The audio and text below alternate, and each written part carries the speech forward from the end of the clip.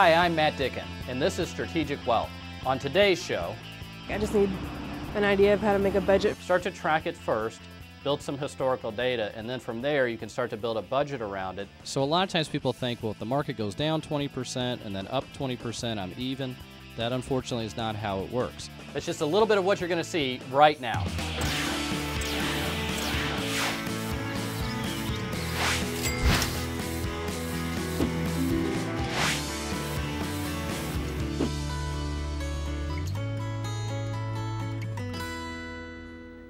Hello and welcome back to Strategic Wealth. I'm your host, Matt Dicken. What we're going to be doing again this week is discussing all things financial. A little later in the show, we're going to be talking about how to find the right advice givers. We're going to be answering your questions once again and providing some very valuable tips. So why don't we go ahead and get started? Here's this week's Money Minute. This week I want to discuss a little bit about the history of taxes. You know, around this time of the year, taxes are probably at the top of everybody's mind. Maybe you owe some money, maybe you're getting a refund. Obviously, if you pay attention to what's going on up in Washington, there's a lot of talk about tax reform. There's certain groups that think taxes should go up. There's certain groups that think taxes should go down. So let's give a little bit of a historical perspective. You know, in this country, we didn't start paying federal income taxes until 1913. So we survived for a very long period of time without any federal income taxes whatsoever. Now what happened was we had some debt from World War I that needed to be paid off. So Congress came up with this idea of having a federal income tax, but they made us a couple of promises. They told us first that this tax was going to be temporary.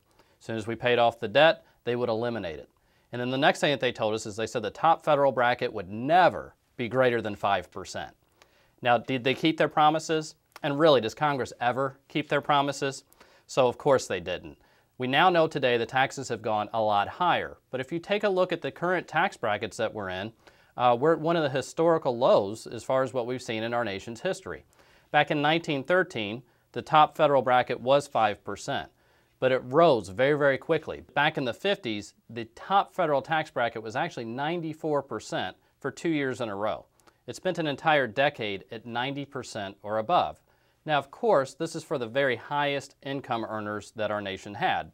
But if the top bracket was this high, the other marginal brackets were higher as well. So currently, we're at 35%. But historically speaking, it's been much higher. If you take a look at our nation's history, the top federal bracket has averaged just about 60%. So right now, 35% is about as low as it has ever been. Now, you have to ask yourself this question: what direction do we think it's going to go? Again, there's certain groups that are saying that we need to reduce taxes. We really can't go any lower than where we are right now. Chances are they're going to go much, much higher in the future. And it shouldn't surprise anybody when we start to consider the idea of having 5 or 10 or 15 years down the road, having tax rates that are maybe 40, 50, 60%, maybe in some cases even higher. We've seen it in our nation's history, and we will certainly see it again. And it's also what's happening over in Europe.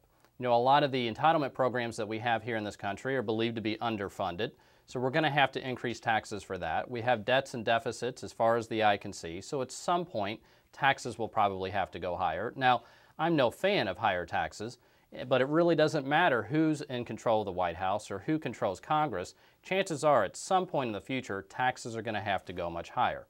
So if you know this, or if you believe this fact, then you have to ask the question, well, how does this really impact me, or what should I do today? Once again, you want to make sure you're taking advantage of every tax-free way that you have available to you to grow your retirement assets. If tax rates go much higher in the future, there's a chance that you could be taking possibly a tax deduction for contributions to a 401k or a simple IRA that you might have through your employer, but you might be deferring that tax into a much higher income tax environment in the future. Now, we have no way of predicting what's going to happen in the future, but if you take a look again at what history tells us, and history does have a way of repeating itself from time to time, chances are taxes are going to be much greater in the future. So this idea of retiring and being in a much lower tax bracket, if you're going to retire in 5, 10, maybe 15 years from now, chances are you could find yourself in a higher tax bracket.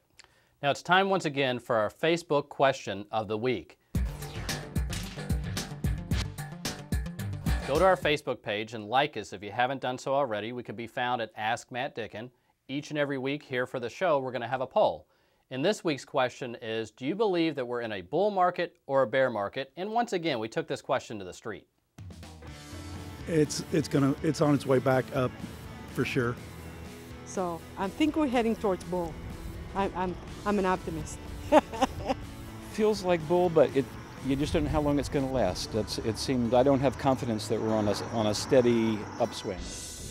Let me take a minute and talk about this a little bit, because some people might be a little confused what the difference is between a bull and a bear market. You know, traditionally a bull market means that it's a great time to be an investor. It means things are really going up in value. And then of course a bear market means the complete opposite of that. Maybe means that it's not such a good time to be an investor. If you take a look at what's been going on in our stock market, going all the way back to October of 2007, we have been in a very bad, very long bear market. Now, bear markets are defined by a 20% drop in the value of the stock market over a 12-month period. That's what the technical definition of a bear market is. And of course, we know starting back in October of 2007, the market ultimately dropped about 39%. Now, basically since that time, it's been kind of going up some, then going down a little bit, and going up some. But a lot of people are mistaking what's going on right now for a bull market. But we can't be in a bull market yet until we have fully recovered from the bear market, and we haven't yet done that. We've gotten close, but we haven't quite gotten back to where we were in October of 2007. So until we get back to our all-time high that we saw back there in October of 2007, we're still technically in a bear market. What we've been experiencing recently is what's called a bear market rally. And once again, that was our question on Facebook this past week. So you can go to our Facebook page and check out the responses that we got from individuals here around town. And while you're there, be sure to check out any of our articles that we've posted over the last few months. Each and every week we try and post maybe one, sometimes two articles that are very, very important that'll have news that you can use. So while you're there, please be sure to like us.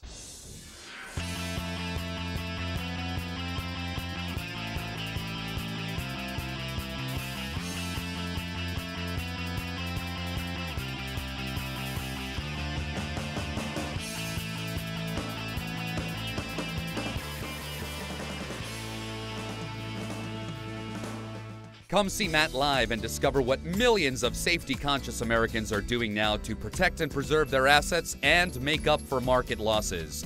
Will recent legislation changes affect your retirement? Can you safeguard your assets from unnecessary taxation?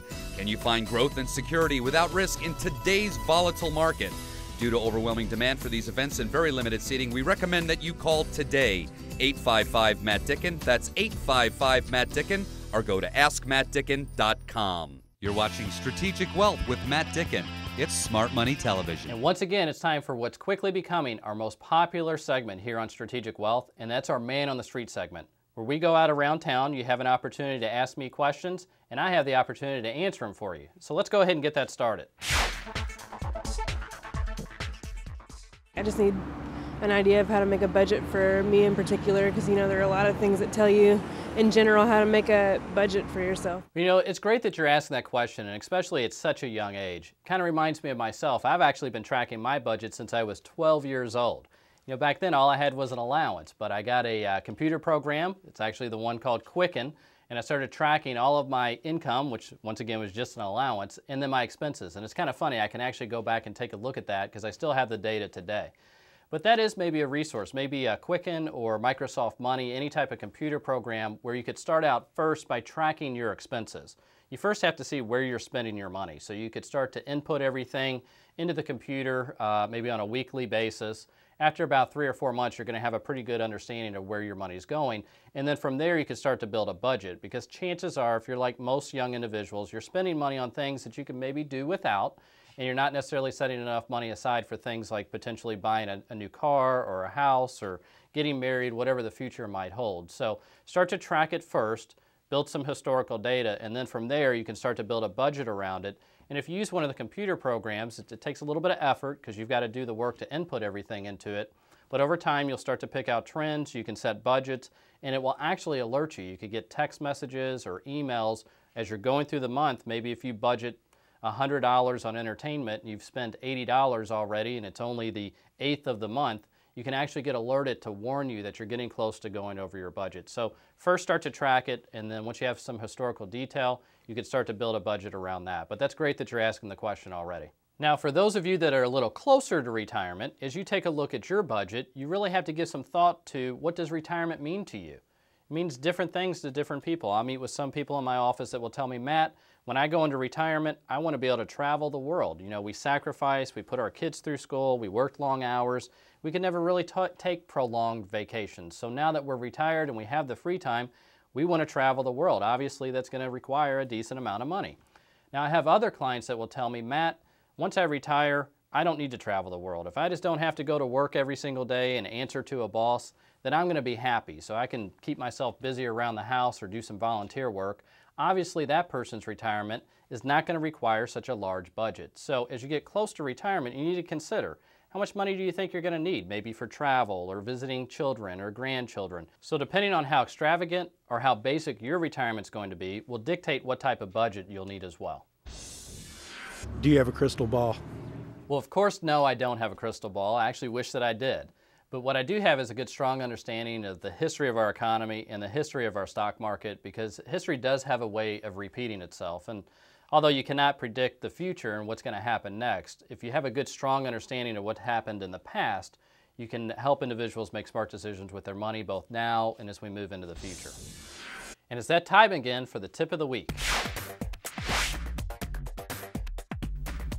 In this week's tip, I want to go back and talk a little bit about taxes again. You know, earlier I talked about the fact that if you can, you want to try and take every available opportunity to grow your money tax-free. One way that you can do that is with a Roth IRA. So this week I want to talk a little bit about the difference between a traditional and a Roth IRA, because I think there's a little bit of confusion out there. With a traditional IRA, you're going to put your money in on what's called a pre-tax basis. So any deposits that you make, you take that off of your taxes at the end of the year. So let's say that you put $5,000 into an IRA. If your income that year was $50,000, you only pay tax on $45,000. Now what will happen moving forward is any growth that you have in that traditional IRA grows tax deferred. You don't pay taxes along the way, but you will pay taxes when you take the money out. You'll pay tax on both what you contributed and your growth. A Roth IRA is a little bit different, and a Roth IRA first became available back in 1997. What you do with the Roth IRA is you put money in after tax. So again, if you have a $50,000 income and you put $5,000 into the Roth, there's no deduction for it, so it's after tax dollars. But then what happens is your growth will be tax-free. So each year, once again, no taxes on the growth, and then when you retire, you can start to take a withdrawal, and all of those withdrawals are completely tax-free. Both your principal and your growth, absolutely no taxes due. Now you have the same restrictions that you have with the traditional IRA. If you're under age 50, you're limited to only $5,000 per year that you can contribute to the account. And if you're over age 50, you're able to put a little bit of extra money into it. You can put $6,000 into the account with a couple of catches. You have to have earned income, meaning you have to have income from employment, either W-2 income or 1099 income. If you're someone that's retired or right now you're out of work in between jobs, you can't take money that you have from your savings account or maybe some other investment account and put it into either a traditional or a Roth. It has to be earned income. Now, once you make that contribution, once again, you're saying you're not going to take money out until age 59 and a half. If you do take money out before age 59 and a half, those withdrawals are going to be subject to a 10% IRS penalty for making an early withdrawal from a retirement account. Another thing that's different between a traditional IRA and a Roth IRA is with traditional IRAs is at age 70 and a half, you have to start taking mandatory distributions. One advantage again with the Roth IRA is you do not have to take mandatory distributions starting at age 70 and a half. And eventually, if you want to, you can pass that money on to your beneficiaries or your heirs completely tax-free. They don't have to pay any taxes either. Now, another thing to be aware of is there are certain income limitations. You have to have earned income, but there's also a maximum amount of money that you can earn in any one year and still contribute to the plan. For an individual, you can only make up to $120,000 and participate in a Roth IRA. For a couple that's married filing jointly, that has been increased to $179,000. So if you make over those limits, unfortunately the IRS does not allow you to make a contribution to a Roth. So that's this week's tip. You know, there's a question I get asked in my office all the time, and that is, how do I know my financial advisor is right for me? So we addressed this issue on our radio show a few weeks back, and we wanted to share it with you here today.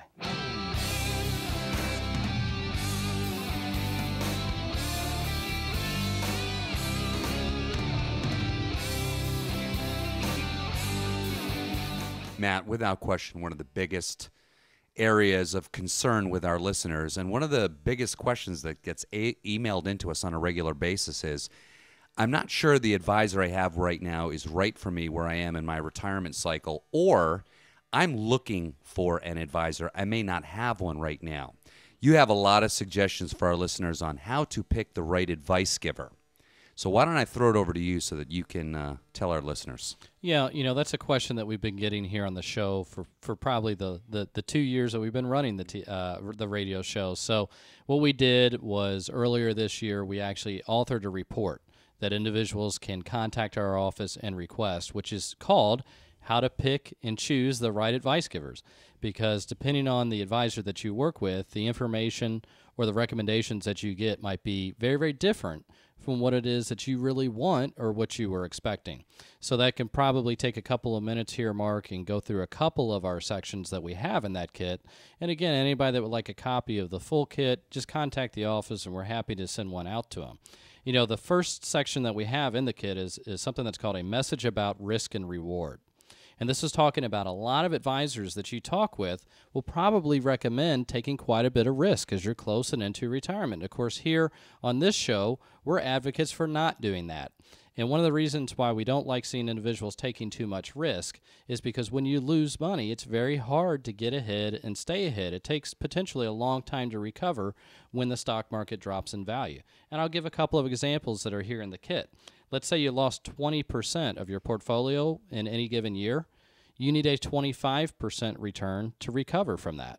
So and that's to get back to zero, to even. Just to get to even, right. Absolutely. So a lot of times people think, well, if the market goes down 20% and then up 20%, I'm even.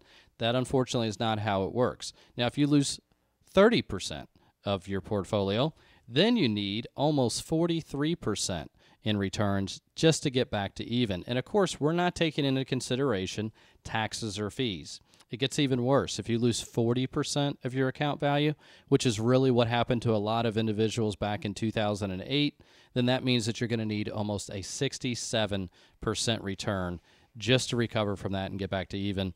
And then the worst case scenario probably is that you lose 50% of your portfolio. Well, of course, if you lose 50%, you need a 100% return just to get back to even. Man, I think it's even more important than getting back to even. It's sleeping at night. It's not worrying, because if you are past the point of having an income, in other words, you don't work any longer, you have no way of taking advantage of the volatility in the market and buying shares at a lower price. You just have to sit and wait and hope. And I know for a lot of our listeners, we've gotten those calls, we've gotten those emails. They're distressed. Mm-hmm. They are distressed. Right. Well, another great question to ask the advisor that either you're working with currently or maybe you're out interviewing is ask them who else works with them. What type of people come to them for their advice?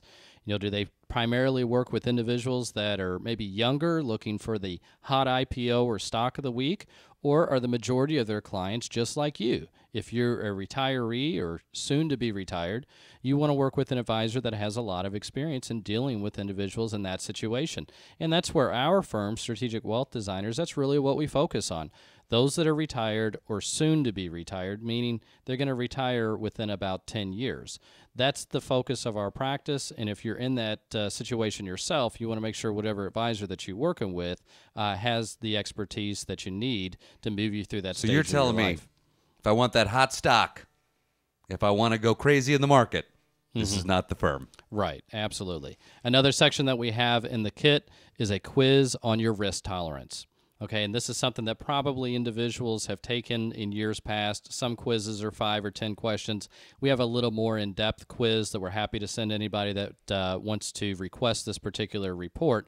So it'll take a look at how concerned are you about healthcare costs going up. Are your wills and trusts in place? How comfortable are you with stock market volatility? It's not going to take an hour to take the quiz, but it's probably a more in-depth quiz than what you may have taken in the past. I think there are a lot of variables that most investors don't take into account. They just think, I've got X amount of money. I need to make it last for so many years. But there are a lot of other things that you need to take into account. The estate planning end of it, the healthcare element of your retirement. And for a lot of folks, and we've talked about this on a lot of shows, Some of those are big dollars, especially the healthcare side of it. Yeah, and you just want to make sure that the advisor that you're talking to, you need to be comfortable with them, but you also have to make sure that they have the expertise that they need to guide you through this stage of your life. What other sort of things should investors be looking for in an advisor? Well, they need to have information or some knowledge on ways to reduce fees and expenses on your accounts, ways to minimize taxes. They need to know a little bit about wills and trusts. Now, most financial advisors are not attorneys, but they need to be able to know enough to at least be helpful.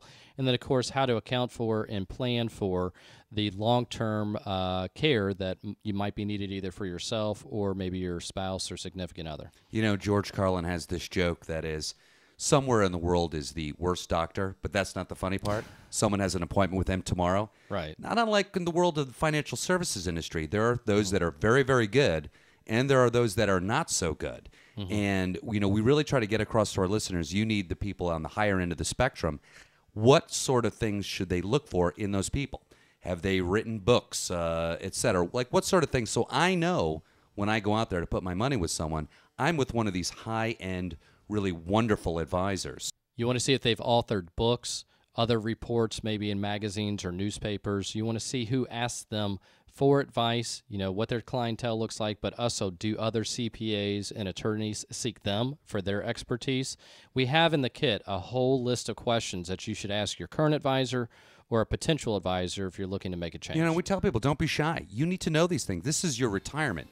You've worked, and I think the stat is the average American will work 90,000 hours in their life. Man, oh man, you better get it right, because what do you say? You only got one chance to get it right. Folks, you've been listening to The Matt Dicken Show on WKJK, where safe money is smart money. I really hope you learned something there. You know, this is such an important topic. That was part one of our two-part series. We're going to air the second part next week here on the show again. In the meantime, if you'd like to view or listen to any of our past radio shows, you can go to our website. You can find a variety of topics. Over the last 2 years, we've covered subjects from politics, investments, insurance, taxes, really anything that you might need more information on can be found in our radio show library. Come see Matt live and discover what millions of safety-conscious Americans are doing now to protect and preserve their assets and make up for market losses. Will recent legislation changes affect your retirement? Can you safeguard your assets from unnecessary taxation? Can you find growth and security without risk in today's volatile market?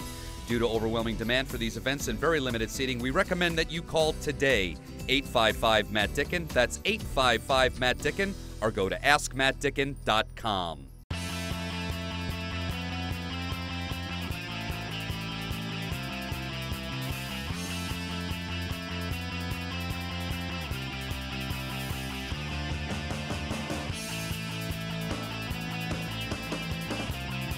You're watching Strategic Wealth with Matt Dicken. It's Smart Money Television. And now it's time for our Ask Matt Dicken segment. If you have a question, we're here to provide you answers. Please visit our website. If you go there, list your question, and we'll answer it here on the TV show, maybe on the radio show, but either way, I'll get back to you via email. So let's get started. Mark, what do you have for me? Matt, our first question today is from David in Prospect. He writes, how much stock should an older investor hold? Well, David, every situation is going to be a little bit different. Really depends on what your age is. We had mentioned here on the show in the past, there's something called the Rule of 100, which says basically whatever your age is, that's the percentage of your retirement assets that should be in a safer position. And the difference between your age and the number 100 is how much money you could put at risk. So David, if you're 60 years old, 60% of your money should be safe, 40% could be at risk in the market. Obviously, if you're 70 years old, the ratios become 70-30. Now, you don't necessarily have to adhere to this rule if maybe you have pension income or some sort of other guaranteed rental income, things of that nature. But if you're relying on your retirement nest egg to provide the income that you need to maintain your lifestyle and your standard of living through your retirement, maybe your spouse's retirement as well, you want to try to adhere to this rule. And if you need more information on this particular subject, you can go to our Facebook page. We have several articles that we've posted out there that address this issue in more detail. So Mark, what do you have for us next? Matt, our next question is from Susan in Louisville, and she writes, I've heard you talk about a strategic wealth report on your radio show. What is it, And is there any cost involved in obtaining one? A strategic wealth report is what we refer to as basically an account audit. And what we're trying to do with the strategic wealth report is figure out exactly what the fees and expenses are that you're paying on your investments. We take a look at the fees and we also take a look at the performance, because one of the things I mention on the radio show all the time is individuals don't mind paying some fees if you're getting really good value for that, meaning if you're getting good performance. But more often than not, what we will find is individuals are paying fees that are higher than what they thought they were, and the performance really isn't there to justify those fees. So this is something that's very, very valuable for anybody that actually has money invested in a mutual fund in particular. Maybe you've got money on deposit in a 401k where you work, maybe some money on deposit in an IRA at a bank or a stock brokerage firm, something of that nature. If you really want to know what all the fees and expenses are that you're paying, that's what this report will tell us. More often than not, it's much higher than what individuals originally thought before we ran the report. When you add management fees, trading costs, advisory fees, account fees, inactivity fees, when you add all of these different things that mutual funds and these different Wall Street firms have come up with, it's not unusual for us to see individuals paying 2, 3, 4, in some cases 5% or more per year in fees. So if you would like this report, you can request that we run one of these for you through our office. And it's not something that we charge anything for. These are not real expensive for us to put together. It takes a little bit of time, but they're not real costly for us. And over the last 15 years, we've probably run thousands of these reports, so it's something that we're happy to do for you as well. Matt, our next question is from Alex in Clarksville. He writes, what is an appropriate annual fee for a money manager? Well, of course, the lower the better, right? But sometimes fees are unavoidable. So if you're going to have any type of a management fee that you're paying to an advisor or maybe a mutual fund company, stock brokerage company, whatever it may be, you typically want to be below 2% per year. 2% is about the maximum you would ever pay or you would ever want to pay. But of course, the lower, the better. I would say on average what we see with mutual funds is 1.5% for a management fee. Most financial advisors are going to charge an additional 1 to 2%. So you want to make sure that when you add all your fees together, that you are basically all in for less than 2%. Of course, lower the fees are, the better it might be for you. But as usual, you sometimes get what you pay for. So just because there's a lower cost option out there doesn't necessarily mean that it'll be better. But you do want to make sure you're never in a situation paying more than 2% per year. Mark, do we have any more questions? Matt, believe it or not, that's all the time we have. Well, thanks, Mark. Those were some really good questions once again. I really enjoy answering the questions here on the show. If you need more information about anything that you've heard here today, please visit us on the web, tune into the weekly radio show, or we'll be right back here again next week to answer your questions and to provide some very useful tips. And remember, retirement planning is a journey, not a destination. We'll see you next time.